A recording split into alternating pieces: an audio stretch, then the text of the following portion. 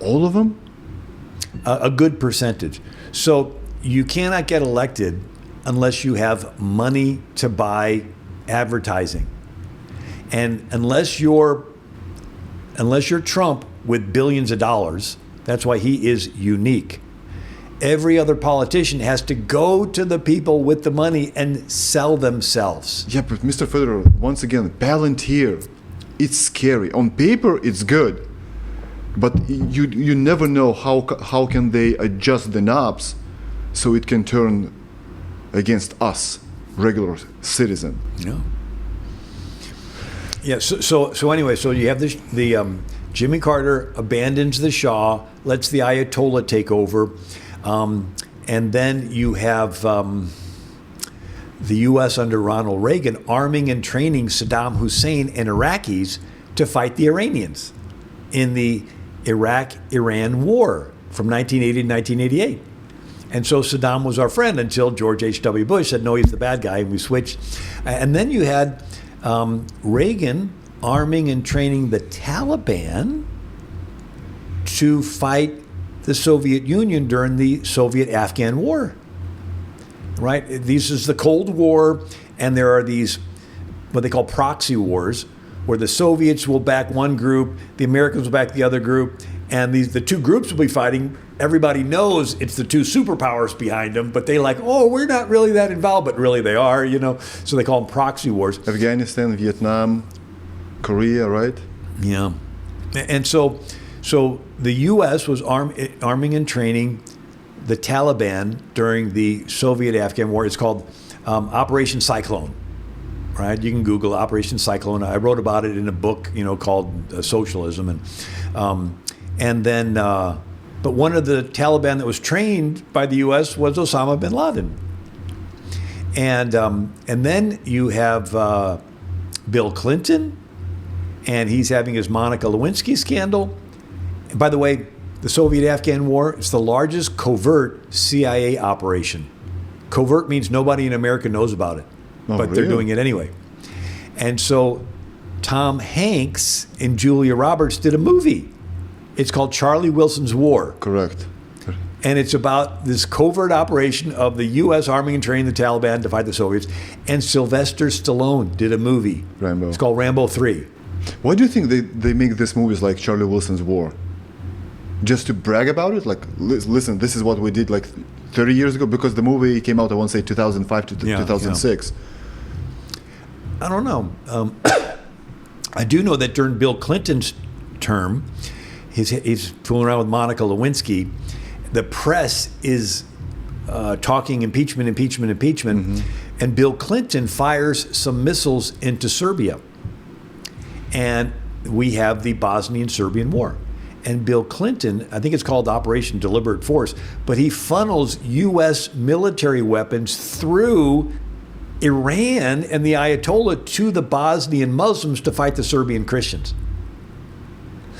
And so afterwards, the Bosnian Muslims have a statue to Bill Clinton in downtown Kosovo, right? And so, and then you have Biden.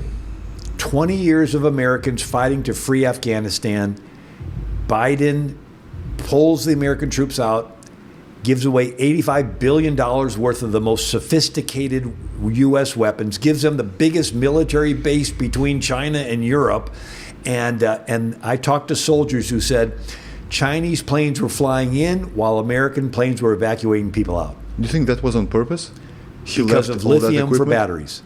No. Do you think he left all the equipment on purpose, or Yeah. And so what happened was Afghanistan has rare earth metals for batteries like lithium, and Biden was giving that to China.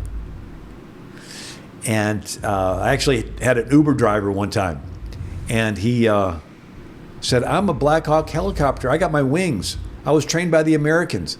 He says, "We could have taken out the Taliban so easily. They were on motorcycles and pickup trucks. We had armed Black Hawk with missiles and everything. We could have taken it out, but we got an order to stand down." He says, "My friends landed their helicopters in Tajikistan because they knew if they landed in Afghanistan, they'd be killed. And he said he landed in Afghanistan and he had to flee for 10 days in hiding. Finally, he contacted his trainer in America, and he got him out. And he goes, now I'm driving Uber and I work at Panera Bread. He goes, but I'm an educated man. I got my wings, right? But he said, yeah, that the China. He says, yeah, they were saying we don't want Americans in here. That was their mantra, their motto. We don't want foreigners to rule our country. He goes, but now the Chinese are ruling Afghanistan, right? I talked to soldiers that after their term, they would go back as contractors and defend a power plant or a water plant. He goes, they're defending the same power plant, but now only for the Chinese. And so, and then you have Benghazi with Obama and Hillary Clinton, and Gaddafi. He's sort of mixed, but he gave up all of his nuclear weapons, right, to America. He wanted, but he was hoarding gold and was thinking about coming up with an alternative to the U.S. dollar. And but did he really have the nuclear weapons? Did he get it from? He gave them up. He from gave India? them up. Pardon? He get it from India. Because Libya. Yeah, I know, but Libya is not a big country, and it's not a prosperous country. So how did they manage to develop the nuclear weapon? I don't know the answer to that, but I do know that he made a phone call to the United States when he saw the United States, attacking, I guess, Saddam. And he's like, okay, look, take my missiles and take it all. And he thought he was going to be treated nice. But instead, under Hillary, they take out Gaddafi. And then they're moving the weapons over to Syria because they want to take out Assad. Assad was Alawite. And the Alawites were moderate Muslims. And so it's wild. And so I actually talked to a soldier that was there at Benghazi, and he says our government, the U.S. government, was told not to come to the rescue. Right? I mean, it was terrible. But Assad was viewing Syria as he felt a responsibility to protect the minorities, including the Christians, and John Kerry wanted to get rid of Assad, all these different ones.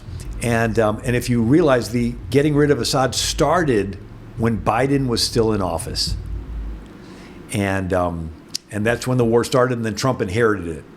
And so when the Taliban, or whatever the group is, because they changed names up, but whatever the violent Islamic group was that took over after Assad fled to Russia, killed tens of thousands of Alawites. These moderate Muslims. And Christians. All Christian minorities just killed under these fundamental, ISIS type Muslims. And so we like to think of two sides, like, chess, it's you against me. It's actually more like Chinese checkers. There's multiple sides, right? And so sometimes they'll want to get one thing going so that they can distract for something else, or they can take power from something else, or they can weaken these two, and they can, but the goal is a one world government.